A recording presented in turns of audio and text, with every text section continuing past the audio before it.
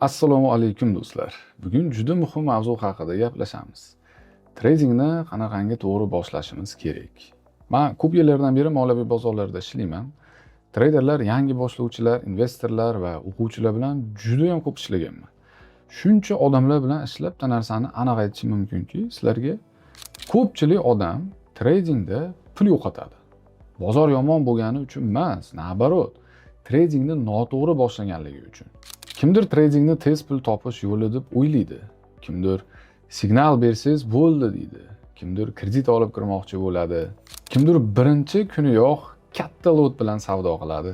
Kimdir platformani tushunmasdan stop loss nima, lot nima, leverage nima, margin nima, spread nima, bularni hech qaysi birini bilmasdan buy yoki sell tugmasini bosadi. Azizlar, bu trading emas. Bu xaos va bu qimor. Tradingni noto'g'ri boshlasangiz, bozor siz uchun kazino va qimor bo'lib qoladi. Lekin tradingni to'g'ri boshlasangiz, u sizga bozorni tushunish, intizom, tahlil, risk va qaror qabul qilishni o'rgatadigan jiddiy sohaga aylanadi. Bugungi videoda men sizlarga tradingni boshlashda eng muhim qadamlarni tushuntiraman. Avval, trading aslida nima? Yangi boshlovchilar qanaqangi xatolar qiladi? Nimadan ehtiyot bo'lish kerak? Mana shu haqida gaplashamiz. Keyin esa demo hisob, broker, platforma va demo konkurslar haqida gapiraman. Qanaqa qilib nol risk bilan bu sohaga endi kirib kelgan bo'lsangiz, bilimni sinab daromad qilishingiz mumkin. Hech qanaqangi rasxod qilmasdan. Videoni oxirida esa sizga bitta taklifim bor. Agar sizlar xohlasalaring, Telegram kanalimda 7 kunlik bepul tradingni to'g'ri boshlash nomli marafon qilishimiz ham mumkin. Lekin bu marafon bo'ladimi yo'qmi, buni sizlar hal qilasizlar. Video oxirida bu haqida alohida gaplashamiz.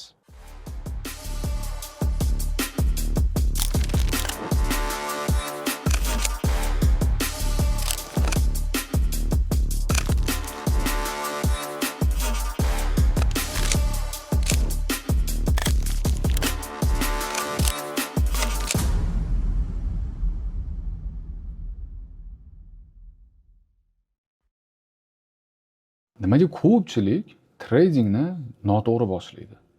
Eng birinchi savol shuki, nimaga yangi traderlar ko'p holatda pul yo'qotadi? Meni fikrimcha, asosiy sabab bozorning qiyinligida emas. Ha, bozor qiyin, bozorda risk bor, har bitta zelka ham foyda bilan yopilavermaydi, zarar ham bo'lib turadi, lekin asosiy muammo boshqa joyda. Muammo shundaki, odamlar tradingga kerakli tayyorgarliksiz kirib keladi. Misol uchun, odam mashina haydashni o'rganmasdan turib, qoidalarni bilmasdan turib, tormoz qayerda, gaz qayerda, yo'l belgisi nima, qoidalar nima, bularni tushunmasdan turib, katta trassaga chiqsa nima bo'ladi? Nima deb o'ylaysiz? Katta ehtimol bilan avariya bo'ladi.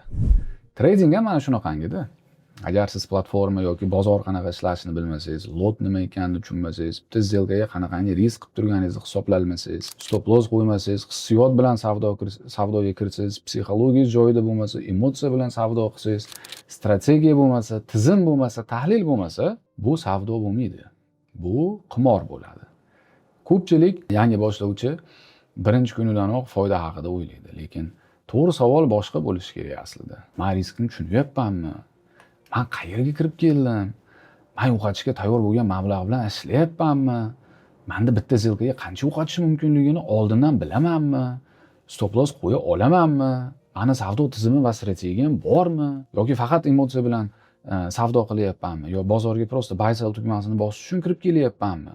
Bilimim bormi? degan savollarga javob berish kerak-da. Agar bu savollarga javob yo'q bo'lsa, real pul bilan savdo boshlashga erta do'stim. Men bu video bilan sizlarni ortiqcha asab buzilishidan, ortiqcha moliyaviy muammolarga duch kelishingizdan va o'zingizni yaxshi his qilishingiz uchun, bu sohaga kirib qandaydir bir qiyinchilikka duch kelmasligingiz uchun aynan mana shu videoni yozishga qaror qildim. Chunki hozirgi kunda O'zbekistonda juda ham ko'p yangi boshlovchi insonlar, asosan yoshlar, ota-onalariga murojaat qiladi, men trader bo'lmoqchiman, do'stlariga aytadi, qarz oladi, bu sohaga kirib keladi, chunki bu sohani ham targ'iboti hozirgi kunda sal noto'g'ri bo'lib turibdi. Chiroyli mashinalar, hashamatli uylar, banklardan yechilgan pullar, katta natijalar, sayohatlar va mana shu narsa hali miyasi shakllanmagan va 100% darajada bu sohani tushunmaydigan odamlar uchun qandaydir yangi bir kislorod sifatida ta'sir qilyaptiki yoki motivatsiya sifatida ta'sir qilyaptiki, odamlar mana shu narsalarga ishonib bozorga kirib kelishyapti-da va keyin mana kunini ko'rishyapti. Shuning uchun men bu video orqali sizlarga haqiqatdan ham qandoq qilib bu sohani boshlash kerak agar boshlamoqchi bo'lsangiz va qaysi qadamlardan o'tib kelishingiz kerakki, bu bozordagi risklarni, har taraflama mavjud bo'lgan risklarni, emotsional risk, psixologik risk, moliyaviy risk, hayotiy risk, bularni hammasini pasaytirishingiz uchun. Ana endi keling, trading bu nima degan savolga birgalikda javob beramiz. Men sizlarga sodda tilda hozir tushuntirib beraman. Trading bu tez boyib ketish yo'li emas. Ko'pchilik shunaqa deb o'ylaydi. Trading bu signal kanal izlab birovni aytgan joyidan buy yoki sell tugmasini bosib savdo qilish ham emas. Trading bu men bugun bozorga kirdim, ertaga natija bo'lish kerak degan soha ham emas. Trading bu ehtimollar bilan ishlash, bu riskni boshqarish, bu strategiyani tekshirish, bu o'z psixologiyasini nazorat qilish, bu o'z xatolarini yozib borish, bu har bir сделкаdan keyin men to'g'ri qaror qabul qildimmi deb tahlil qilish. Professional trading va professional treyderlarning maqsadi har bir сделкаdan foyda qilish emas. Bu mumkin emas, buni iloji yo'q. Matematik nuqtai nazardan bu narsani iloji yo'q. Professional treyderlarning maqsadi uzoq masofada to'g'ri qarorlarni ko'proq qabul qilish, riskni nazorat qilish va sistemadan chiqib ketmaslik. Yangi boshlovchilar esa odatda aksincha qiladi. Birinchi foydadan keyin o'zini geniy deb o'ylashadi. Birinchi zarardan keyin esa lotni oshirishadi. Stop lossni surib qo'yishadi, paytga esa olib tashlashadi, martingale boshlanadi, revenge trading qiladi. Agar stop olib qolsa, zarar ko'rib qolsa, bozordan o'ch olishni boshlaydi. Ya'ni o'sha bozordan o'ch olishga harakat qilishadi. Mana shu joydan trading kazinoga va qimorga aylanadi. Bu joydan yana bitta muhim joyga biz sizlar bilan o'tishimiz kerak bo'ladi-da. Mana bu juda muhim narsa, kredit yoki qarz olib trading qilish masalasi. Men buni juda ham jiddiy aytaman sizlarga do'stlar. Agar siz kredit, qarz yoki investitsiya olib trading qilmoqchi bo'lsangiz, to'xting. To'xting. Trading moliyaviy muammoni tezda hal qiladigan joy emas. Aksincha, noto'g'ri yondashuv bilan trading moliyaviy muammoni yanada kattalashtirishi mumkin bo'lgan joy hisoblanadi. Bozorda kafolati yo'q. Hatto kuchli treyder ham zararli davrlardan o'tadi. Hatto yaxshi strategiya ham har doim ishlamaydi. Hatto to'g'ri tahlil ham ba'zan bozorda ishlamay qoladi. Chunki yangiliklar, likvidlik, volatillik, moliyaviy bozor ishtirokchilari kayfiyati har doim o'zgarib turadi va bozor ham o'zgaruvchan hisoblanadi. Shuning uchun tradingga faqat yo'qotishga tayyor bo'lgan mablag' bilan kirishingiz kerak. Bu gapni men ko'p marotaba aytganman. Bu gap yoqmasligi mumkin sizga. Lekin bu haqiqat. Agar sizda oxirgi pul bo'lsa, oila xarajati bo'lsa, qarz bo'lsa, kredit bo'lsa, bu pul bilan trading qilish to'g'ri emas. Avval bilim, avval amaliyot, avval demo, avval riskni tushunish, keyin esa haqiqiy savdo boshlanadi. Demak, yangi boshlovchilar nimani o'rganish kerak degan savol tug'iladi bu yerda. Yangi boshlovchi birinchi navbatda bozorda pul topishni emas, bozorda tirik qolishni o'rganishi kerak. Bu yerda bir nechta ba'zi bir tushunchamiz bor. Misol uchun, ko'pchilik biladi, ko'pchilik bilmaydi, sanab beraman. Lot. Bu siz savdoda qancha hajm bilan kirib turganingizni ko'rsatadi. Ko'pchilik lotni tushunmasdan savdo qiladi va bitta kichik harakatda katta zarar ko'radi. Lot nimaligini bilish mumkin, lekin uni qanday qilib to'g'ri ishlatishni hamma ham bila olmaydi. Leverage, plicho. U imkoniyatni ham oshirib beradi sizga, lekin xavfni ham oshirib beradi. Hamma lekin birinchi tarafini o'ylaydi xolos. Plicho katta bo'lsa, bu ko'proq foyda degani emas, avvalambor. Ko'pchilik shatta xato qiladi. Bu risk ham kattaroq bo'lishi mumkin degani, ya'ni slivga bo'lgan masofani qisqartirib qo'yasiz. Agar noto'g'ri ishlatsangiz. Spread bu sotib olish va sotish narxi o'rtasidagi farq. Yangi odamlar ko'pincha buni ham hisobga olishmaydi. Nimaga? Chunki misol uchun scalping bilan shug'ullansangiz, birinchi navbatda qaraydigan narsangiz bu spread, savdo sessiyasi, instrumentingiz o'sha savdo sessiyasiga to'g'ri keladimi? Instrumentingiz time frame ga to'g'ri keladimi? Ochib turgan balansingizga to'g'ri keladimi? Hammasi bir-biri bilan bog'liq. Spread tushunchasini hamma biladi, lekin bozorda uni hech kim qo'llamaydi. Margin, bu marja, pozitsiyani ochish uchun kerak bo'ladigan siz hisob raqamingizdagi mablag'. Buni ham ko'pchilik hisobga olmasdan xohlagan plichosi bilan, xohlagan mablag'i bilan savdo qiladi, lekin bu ham juda muhim ko'rsatkich. Stop loss oddiy so'z. Hammalar bilasizlar. Bu zararni oldindan cheklash uchun yaratilgan instrument. Stop loss qo'ymasdan savdo qilish, ayniqsa yangi boshlovchilar uchun juda xavfli hisoblanadi. Lekin yangi boshlovchilar nafaqat uni qo'yishmaydi, balkim surib ham tashlashadi, olib tashladi ham va kerak bo'lgan joyda qo'yishmaydi ham. Take profit. Bu foydani oldindan belgilab qo'yish. Lekin take profit qo'yishdan oldin siz risk va reward nisbatini, RR tushunishingiz kerak bo'ladi. Ya'ni tradingni boshlashdan oldin siz eng kamida shu tushunchalarni prosta bilishingiz kerak emas. Bularni to'g'ri anglashingiz kerak va to'g'ri bozorda ishlatishni bilishingiz kerak. Chunki bu oddiy so'z emas, bularni ishlatishning o'zini ham yo'li bor. Bularni bilmasdan turib real pul bilan savdo qilish, bilasizmi nima narsaga o'xshaydi? Как будто ko'zini yumib mashina haydashga o'xshaydi. Bir haydab ko'ring, natijani ko'rasiz. Albatta hazil, bunaqa qilish kerak emas. Mashinada ham, tradingda ham. Hech o'ylab ko'rganmisiz, nimaga birinchi qadam har bir sohada trenajyordan boshlanadi-da, test, sinab ko'rishdan boshlanadi. Trading sohasida nimaga birinchi qadam demo bo'lishi kerak? Mani fikrimcha, yangi boshlovchilar uchun birinchi qadam albatta real shot emas.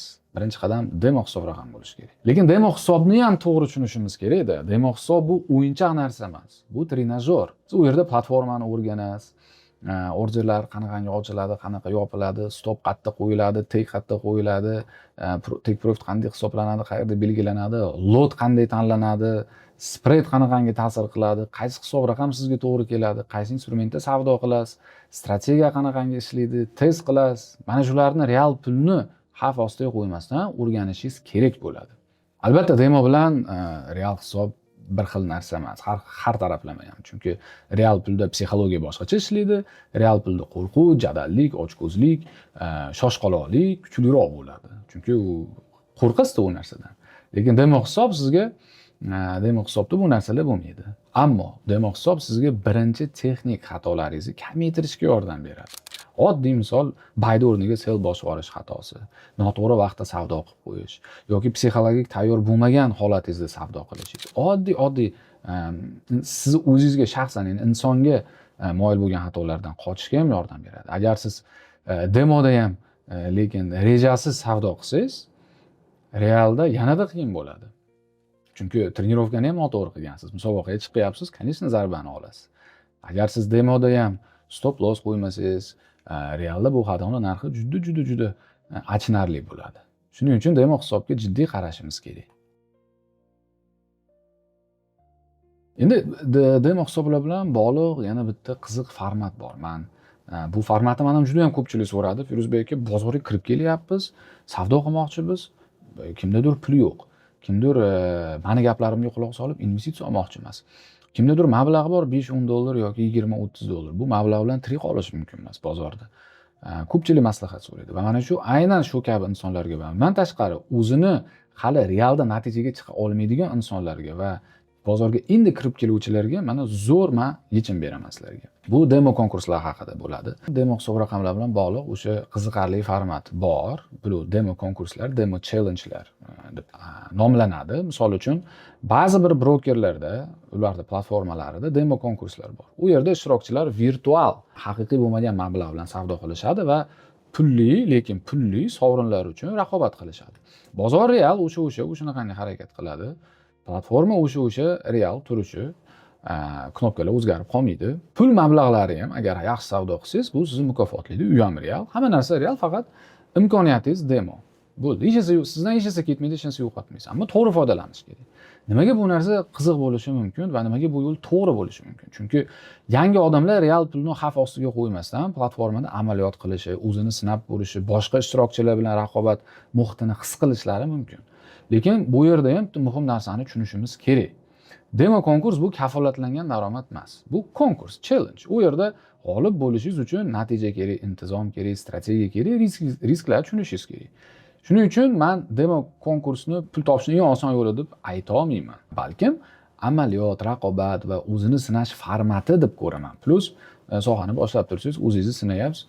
Hech qanaqangi orqangizdan muammo sizga yetib kelmaydi. Maza qilib yaxshi savdo qilib natija qilsangiz, daromadingizni ham olasiz, parallelni o'zingizni sinab ham olasiz u yerda. Agar bilimingizni to'g'ri sinab, uni to'g'ri ishlatsangiz, konkursda g'olib bo'lib daromad qilishingiz ham mumkin. Agar siz tradingni endi boshlab turgan bo'lsangiz, demo hisob va demo konkurslar sizga bozorni real pulsiz, risksiz tushunishga yordam berishi mumkin. Lekin har doim esda tutishingiz kerakki, bu tayyor natija emas, bu mashq. Endi bu yerda yana bir amaliy savol keladi-yu, Firuzbek aka, buni qanaqa qilib qilishimiz mumkin? Qanaqa qilib nasro'ga qilamiz? Qanaqa qilib bu narsaga o'zimizni sinab ko'rishimiz mumkin va umuman olganda nima qilishimiz kerak? Men sizga hozir aytib beraman. Tradingni o'rganish uchun sizga platforma kerak bo'ladi. Bu aniq. Demo hisob kerak bo'ladi. Keyinchalik agar tayyor bo'lsangiz, keyin real hisob haqida o'ylashingiz mumkin, boshida emas. Men bu videoda misol sifatida quyidagi brokerni hozir sizlarga ko'rsataman. Chunki bu brokerda demo hisob ochish, platforma bilan tanishish, bozor instrumentlarini ko'rish va demo konkurslarda ishtirok etish imkoniyatlari bor va bu imkoniyatlar boshqa brokerlarga nisbatan ancha yaxshiroq. Yana bir yaxshi tomoni borki, bu yerda platformaning o'zbek va rus tilidagi versiyalari ham bor. Bundan tashqari o'zbek va rus tilida onlayn texnik podдержкасы ham bor. Biror narsani tushunmasangiz, yo rus yo o'zbek tilida so'rashingiz mumkin. Nimadan boshlashni bilmayapsizmi? Haligacha xavotirga o'rin yo'q. Hozir hammasini ko'rsatib, tushuntirib beraman. Tushuntirishga o'tishimdan oldin yana bir qiziq ma'lumot aytib qo'ymoqchimanki, bu yerda demoda ishlab pul topsangiz bo'ladi va bir oy ichida o'rtacha hisobda $100,000 imенно demo konkursiga pul mukofoti ajratilgan va siz mana shu $100,000 pul mukofotiga kurashsangiz bo'ladi. Imkoniyat hammada bo'ladi. Bir sim plyus kerak emas. Siz uchun bu yerda risk nolga teng bo'ladi. Ana endi qadam-qadam hozir hammasini tushuntirib beraman. Birinchi navbatda bizga havola kerak bo'ladi ro'yxatdan o'tishimiz uchun. Brokerning nomi XM. Agar biz bu narsani deylik, mana nomini yozib bu yerga kiradigan bo'lsak, bu narsalar bu reklamali natijalar. Bu rasmiy veb-sayt hisoblanmaydi. Men misol mana rasmiy veb-sayt turibdi. Men bunga kirmoqchiman, lekin bunga kiraman desangiz sizni qo'ymaydi. Buni ham bir nechta sababi borki, chunki ma'lum bir veb-saytlar sizni mamlakatingizga moslashmagan bo'lishi mumkin va uning uchun maxsus havola kerak. Brokerlar sizni qaysi mamlakatdan kirib turishingizga qarab turib, o'sha mamlakatga tegishli bo'lgan veb-saytni berish kerak bo'ladi. Buning uchun maxsus havola mavjud. Mana bu havola quyidagi joyda va bu havolani o'sha videoni opisaniyasida ham olishimiz mumkin bo'ladi. Bu havolani ko'chirib qo'yasiz va enter tugmasini bosasiz bu yerga. Videoni opisaniyasida bu havola qanaqangi ko'rinadiki, mana misol uchun bizda quyidagi mana YouTube videoim bor. Mana o'sha mana buni bundoq qilib siz real bozorda mana pastga tushirsangiz, mana bu yerda opisaniya bor. Еще ni bossangiz, mana o'sha havola ro'yxatdan o'tish havolasi turibdi. Mana bu yerda kod ham bor, hamkor kodi deb qo'ygan. Buni ham men sizga hozir tushuntiraman. Asosiy narsa shundan iborat. O'zingiz kirmoqchi bo'lsangiz, boshqa g'alati saytga kirib ketishingiz mumkin yo firibgarga uchrashingiz mumkin. O'sha duplikat veb-saytlar bo'ladi. Maxsus havola opisaniya tagida. Bu havola siz yashab turgan mamlakatga qarab turib, o'shani veb-saytini beradi. Misol hozir Qozog'istondan kirsangiz, sal boshqacharoq ko'rinishi mumkin sizda sayt. Koreyadan kirsangiz boshqacha bo'ladi. O'zbekistondan kirsangiz boshqacha bo'ladi. Bu har xil. Chunki sizga yaqin serverni belgilab, o'sha mamlakatga to'g'rilangan saytni beradi. O'sha havolani olib ustiga bosganingizdan keyin quyidagi oyna ochiladi sizga. Mana men qarang, O'zbekistondami o'zbekcha beryapti. Bu yerda menda v основном inglizcha bir narsalar turadi. Bu o'zi o'zbekcha beryapti. Bu narsani men olib ro'yxatdan o'tishim kerak bo'ladi. Juda oddiy elektron pochtamni yozaman. Men bu yerga parol, bu yerga ptichkani qo'yaman. Men bu yerga o'sha invest min degan so'zni yozishim kerak bo'ladi. Bu so'z mana bu yerda turibdi. Invest min. Shu. Barchasi juda oddiy. Endi savol, agar sizda hisob raqam o'zi bo'lsa nima narsa qilish kerak? Hech narsa qilmaysiz. Barchasi juda oddiy. Agar siz ertadan keyin Firuzbek Aliyev, ya'ni men tarafdan tashkil topilgan konkurslarda, challenge'larda ishtirok etmoqchi bo'lsangiz, men tarafdan beriladigan qandaydir bonuslar va deylik imkoniyatlardan foydalanmoqchi bo'lsangiz, ushbu broker orqali, demak, shaxsiy kabinetingizga kirasiz, xuddi shu havolani bosasiz, registratsiyadan o'tmaysizda, o'sha menda shaxsiy kabinetingiz bor-ku, mana hisobingiz bormi degan. Mana buni ustiga bosasiz. Bu yerda oddiy o'zingizni login parolingizni yozib kirib ketaverasiz. Bundan keyin shaxsiy kabinetingizga kirib, real shot ochib qo'yasiz bitta. O'sha yerga mana bu invest min deganini yozib qo'yasiz. Agar o'zi sizda XMda ro'yxatdan o'tgan bo'lsangiz, agar o'tmagan bo'lsangiz, umuman hisob raqam bo'lmasa nima qilishni aytdim. Havolani olasiz, opisaniyada turibdi, ustiga bosasiz, elektron pochta, parol, invest min bo'ldi, ro'yxatdan o'tdingiz hisob.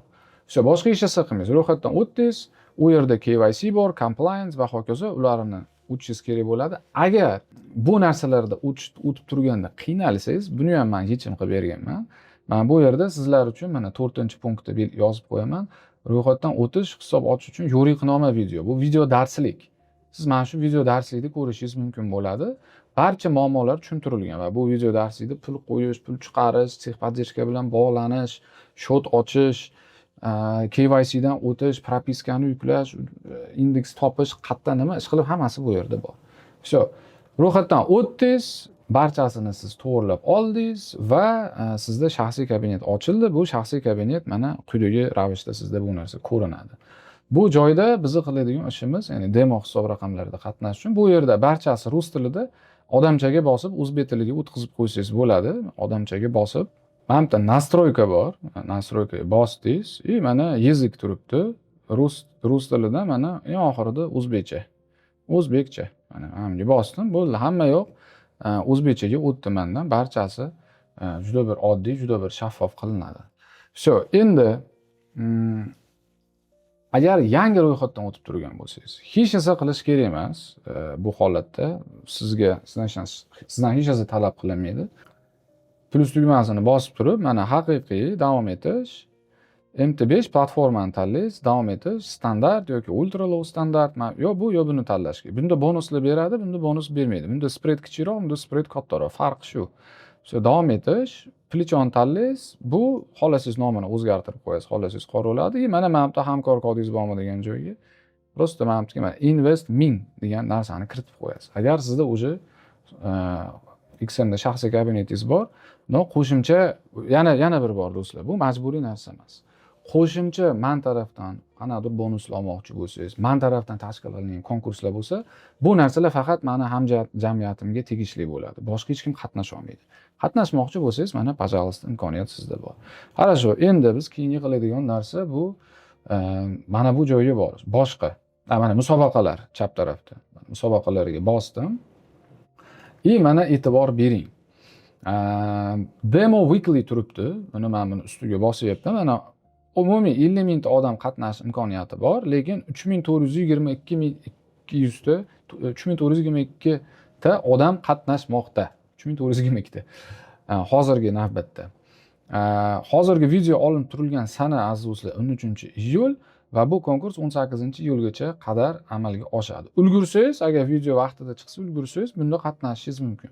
Ulgurmasangiz boshqasida qatnashasiz, yangisi chiqadi. Ya'ni yaqinlashayotgan deganlar tugmasini mana bosishingiz kerak bo'ladi. Bu hozir, bu yaqinlashib turgan. Mana bossangiz Demo Weekly, ko'ring, ustiga bosdim. 20-iyuldan 25-iyulgacha bo'ladi. Bo'ldi. Ya'ni bu bugunga qadar video yozilib turgan momentga qadar 6 kundan keyin boshlanadi. 6 kun 11 soatdan keyin. Shu, to есть bunda 83 ta odam ro'yxatdan o'tib qo'ygan. Bo'ldi. Endi keyingisiga o'tamiz, orqaga o'tamiz. Mana Demo Weekly turibdi bu holat. Mana buni ustiga bosyapman.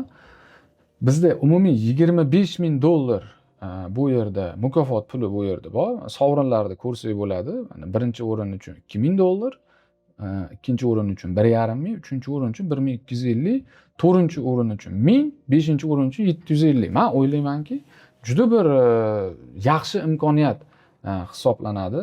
Bu yerda umumiy mukofotlar soni, по-моему, 100 ta odam bo'lsa kerak. Mana 100 ta ekan, to'g'ri topibman. 100 ta joy bor. Qatnashsangiz bo'ladi. Ko'pchilikda mana bu yerda savol tug'iladi-da, qatnashish uchun nech pul to'lashimiz kerak degan. Do'stlar, konkurslarda bir nechta turi bor. Real hisob raqamdagi konkurslar, demo hisob raqamdagi konkurslar, pul to'lanadigan, pul to'lanmaydigan, qayta qo'shiladigan va hokazo va hokazo. Uni turlari ko'p. Mana misol mana buni ko'radigan bo'lsak, do'stlar, bu real konkurs. Bu holatda $1000 to'lov bo'ladi. Bu 24 soatlik konkurs, ya'ni bir kun davom etadi xolos. Mana 14 dan 15-gacha 1 sutka davom etadi xolos. Bu holatda siz agar prizlarni ko'radigan bo'lsangiz, birinchi o'rin 30% umumiy miqdordan 20%, 15%. Ya'ni kirish $5 sizni hisob raqamingizdan pul yechib olinadi. $5 xolos. O'sha $5 ga mana bu yerda mukofot puli yig'iladi umumiy. Hamma $5 dan to'lab kiradi-da. Mana hozir 5 kishi to'lab kiribdi. Demak, broker o'z tarafdan pul beradi va bundan tashqari sizlarda pullaring ham o'rtada bo'linib ketadi. Ammo savdolar realda bo'ladi bu yerda. Endi mana demo bor. Mana bunaqangi demo bor. Mana yopiqlarini ko'raylik. Mana bu yerda qanaqangi mana demo 25 ming, 1624 dollar, 2200, mana bular real. Mana bu bularda barchasi real bo'lsa, mana 25 ming. Agar topa olsak, man tarafdan qilingan konkurslar bor edi. Uranus Trading Challenge degan va bu yerda o'zi faqat o'sha 1 oylik ko'rsatilar ekan. Mana Uranus Trading Challenge mana bu yerda bor ekan do'stlar. Mana 300 ta odamga joy ajratilgandi, 300 ta odam qatnashdi do'stlar. Men bu hisob raqamdan просто ro'yxatdan o'tib qo'yilgandi, savdo qilinmagan. Uzbekistan Trading Championship 30 ming dollarlik konkurs, 13 mingta odam qatnashgan do'stlar. Bu holatda juda bir zo'r konkurs bo'lgan. Demo Weekly 25 ming dollarlik, 18 mingta odam qatnashgan. Endi mana o'sha Demo Weekly bu mana quyidagi konkurs hisoblanadi. Endi участие принять qilish uchun, ya'ni o'sha savdolarni boshlash uchun nima narsa qilishimiz kerak bo'ladi do'stlar? Bu holatda начать участие degan tugmani bosishimiz kerak. Mana endi mana bunaqangi сообщение chiqyapti menda. Men hozir o'zbek tiliga o'zgartirib, men odamchaga bosib настройкаga kiramiz. Men o'zbek tiliga o'zgartirdim. Mana endi qarang, bellashni boshlash tugmasini bosyapman. Mablag' yetarli emas deyapti. Ya'ni bu musobaqada qo'shilishim uchun 25 dollar kerak. Davom etish uchun mablag'ni qo'shing. Хорошо. Holat bu yerda ikkita do'stlar. Siz mutlaqo yangi mijozsiz. Brokerdan endi ro'yxatdan o'tdingiz. Avvallari hisob raqamingiz bo'lmagan. Yangi mijozsiz, ro'yxatdan o'tdingiz. Demak, hamma o'sha KYC ro'yxatdan o'tib bo'lganingizdan keyin real hisob raqamingiz bo'ladi. O'sha standart yoki tam ultra low xohlasangiz ochib qo'ying yana bitta va unga siz minimal depozit qilib qo'yishingiz kerak, ya'ni 50 dollar miqdorida. Bu nimani anglatadi? Ya'ni siz o'lik deylik akkaunt emas, bu haqiqiy ishlab turgan akkaunt, orqasida kimdir turibdi. Mana 50 dollar depozit bo'ldi, demak akkaunt faollashadi sizda. U puldan hech kim hech qanday narsa yecha olmaydi, unga xavotir olmang. Bo'ldi. Prosta faollashtirish uchun 50 dollar shotga tashlab qo'yish kerak bo'ladi, чтобы haqiqiy inson bu akkaunt orqasidan turibdi degan narsani tushunish uchun, qanaqangidir bot emas. Va birinchi marotaba konkursda qatnashib turgan bo'lsangiz, mana quyidagi konkursda bu sizga bepul. Bellashni boshlash deysiz, 50 dollar shotingizda bor.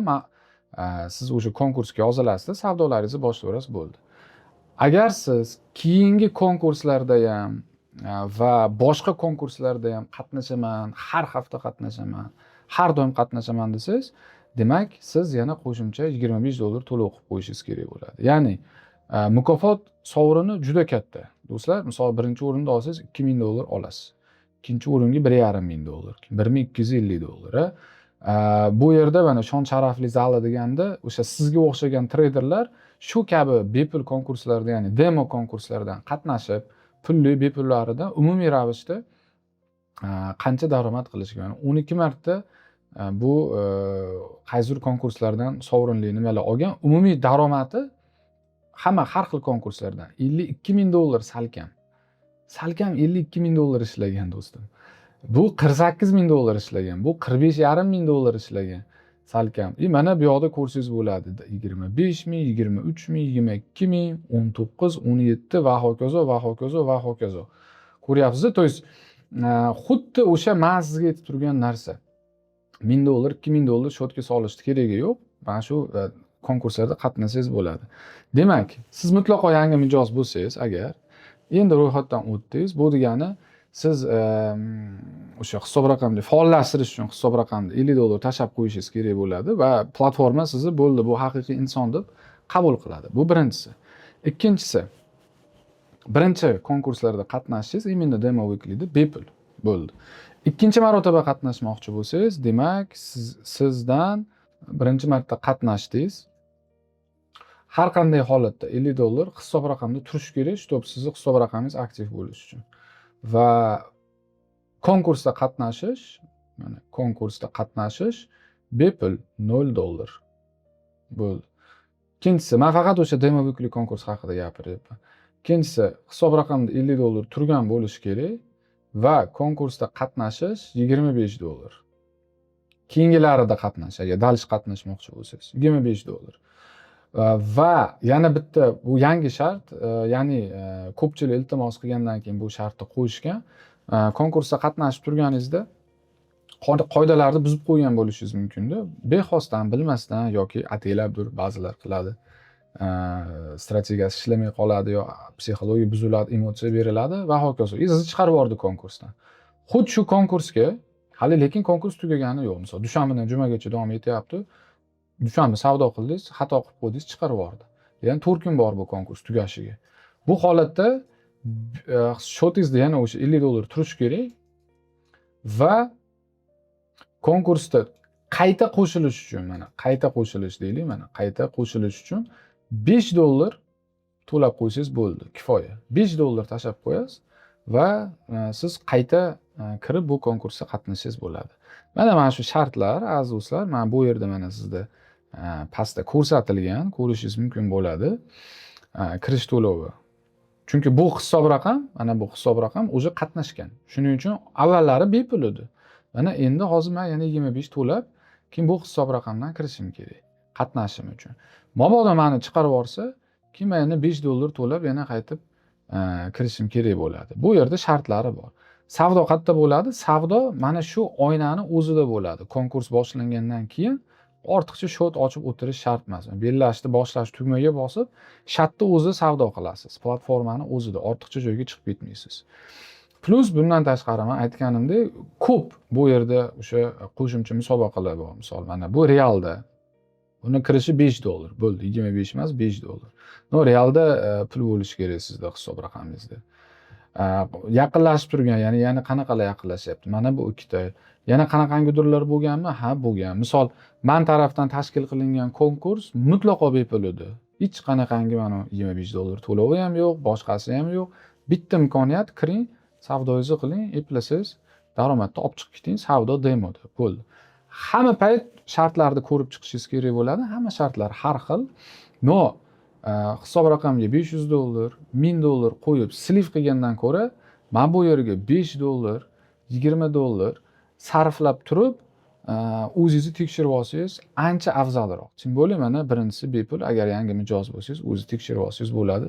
Hech qanaqangi muammolar bo'lmaydi. Bu kabi konkurslar har kuni va har hafta va har oy bo'ladi do'stlar. Plus yana qanaqangidir boshqa konkurslar ham qo'shilib qolishi mumkin. Bu narsa haqida men o'zimning Telegram sahifalarimda xabarlarini berib turaman. Pullimi, bepulmi, kimga to'g'ri keladi, nima qiladi, qanaqa bo'ladi va hokazo. Plus Telegram sahifamda har xil strategiyalar, savdo qilish uslublari ham bo'ladi. Misol, siz bu narsani olib bu yerda qatnashmoqchi bo'lsangiz, Telegram kanalimdagi bilimlarni olib, bu yerda qatnashib, yutish ehtimolingizni ham oshirishingiz mumkin. Xato qilish ehtimolliklaringni kamaytirishlaring mumkin bo'ladi. Telegram kanalimning havolasi ham o'sha videoning tagida описаниеda bo'ladi. Xullas do'stlar, moliyaviy bozorlarga kirib kelmoqchi bo'lsangiz, avval o'zingizni sining. Katta pullar bilan sotish shart emas. Mana demoda o'zingizni sinab, sovrinni yutsangiz, 2000, 1000, $500 yutsangiz ham bu o'sha katta pul. Mana o'shani keyin riskga qo'ysangiz bo'ladi. Misol, $25 sarfladingiz, $500 daromad qildingiz. $425, $475 siz sof foydangiz. Bo'ldi, o'shani bir qismini yechib, qolgan qismini shotga qo'ysangiz bo'ladi yoki keyingi konkurslarda qatnashganda ishlatsangiz bo'ladi. Ammo bu holatda riskni deyarli 0 darajaga tushirib qo'yasiz. Katta summa qarz olib, noto'g'ri savdo qilib, pullaringizni yo'qotib qo'yish xavfini ancha cheklab qo'yasiz. Aytganimdek, ro'yxatdan o'tish havolasi, kod, Telegram kanalimga havola mana shu videoni tavsif qismida bo'ladi. Описаниесida bosib kirib, bemalol ro'yxatlardan o'tib, mabodo ro'yxatdan o'tishda qiynalib turganmisiz, unga ham отдельный video dars qo'yib qo'yaman, uni ham ko'rib olsangiz bo'ladi. Men sizga yana bitta narsani ochiqchasiga aytib qo'yishim kerak bo'ladi. Broker tanlashdan ham muhimroq narsa bor. Bu siz o'zingizni qanaqa qilib tayyorlaysiz moliyaviy bozorlarga. Agar siz riskni tushunmasangiz, dunyodagi eng yaxshi platforma ham sizni qutqarmaydi. Agar siz strategiyasiz savdo qilsangiz, har qanday brokerda ham muammo bo'ladi. Agar siz emotsiya bilan savdo qilsangiz, har qanaqangi sharoitda ham xato qilasiz. Shuning uchun broker bu instrument, ya'ni vosita. Platforma bu instrument, bu ham vosita. Asosiy narsa bu bilim, intizom va risk management. Ya'ni bu vositani qanaqangi inson qay darajada ishlatmoqda. Agar siz demo hisob ochib, avval mashq qilmoqchi bo'lsangiz, video tavsifida havolani qoldirib qo'yganman. Ro'yxatdan o'tib, demo hisob bilan platformani o'rganishingiz mumkin. Yana bir marotaba aytaman, shoshilmang. Avval demo, keyin tushunish va undan keyin amaliyot. Endi demoda ishladingiz, shuncha harakat qildingiz. Real hisobga qachon o'tishingiz kerak? Ko'pchilik menga savol beradida. Firuzbek aka, qachon real hisobga o'tsam bo'ladi deb. Ana javobim juda oddiy. Siz real hisobga o'tishdan oldin kamida bir nechta savolga javob berib chiqishingiz kerak bo'ladi. Bu savollarni men aytaman, iloji bo'lsa o'zingizga yozib oling. Birinchisi, demak, sizda boshlang'ich bilimingiz bormi? Siz stop loss nima? Buni nima ekanligini tushunasizmi? Bitta zilkada qancha risk qilib turganingizni hisoblay olasizmi? Lotni to'g'ri tanlay olasizmi? Strategiyangiz bormi? Savdo tizimi bormi? Bu ikkalasi testdan o'tganmi? Kamida bir necha kun yoki hafta demoda reja bilan savdo qilib ko'rdingizmi? Ya'ni hamma yozilgan narsani to'g'ri bajardingizmi? Savdo jurnalini yuritdingizmi? Trading jurnal muhim narsa hisoblanadi. Hozirgi kunda AI bilan uni juda ham bir ko'p foydali taraflarini o'ziga olsangiz bo'ladi. Zararli zelkalardan keyin o'zingizni nazorat qila olasizmi? Yo'qotishga tayyor bo'lgan mablag' bilan ishlayapsizmi? Agar hatto bitta savolga javob yo'q bo'lsa, real hisobga shoshmang. Real hisob bu keyingi qadam. Birinchi qadam emas. Yangi boshlovchi uchun eng katta xato bilimsiz depozit qilish. Eng to'g'ri yo'l esa avval tushunish, keyin demo, keyin kichik va nazoratli qadam. Agar menga Firuzbek aka, menga yo'l ko'rsating degan savol kelsa, men yangi odamga tradingni noldan boshlash bo'yicha 7 kunlik reja bergan bo'lardim. U taxminan shunaqangi bo'lardi. Misol uchun, birinchi kun trading nima va u nima emas, mana shuni yaxshilab tushunib olish. Trading tez pul topish yo'li emas. Bu riskli moliyaviy faoliyat. Ikkinchi kunimizda platforma bilan tanishish, order ochish, yopish, chart, time frame, instrument, account, balance, equity, shu bazani qurish. Uchinchi kunimiz lot, leverage, spread, margin nima ekanligini o'rganish. To'rtinchi kun stop loss, take profit va risklarni boshqarish kuni bo'lardi. Beshinchi kun bitta oddiy savdo rejasi, savdo strategiyasi, qayerda kirish, qayerda chiqish, qayerda xato qilib turganini yozish. Oltinchi kun demoda amaliyot, lekin xaotik emas, qumorsimon emas, tizim bilan. 7-kun checklist.